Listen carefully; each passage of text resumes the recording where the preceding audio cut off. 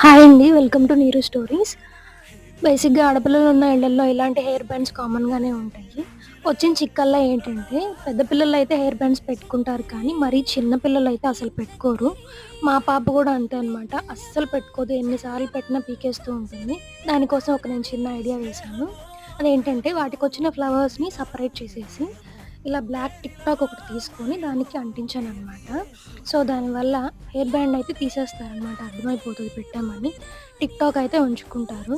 So, tick టాక్‌కే కాదు, అలా rubber bands కానీ, మీకు ఏది కుదిరితే దానికి స్టిక్ చేసుకోవచ్చు.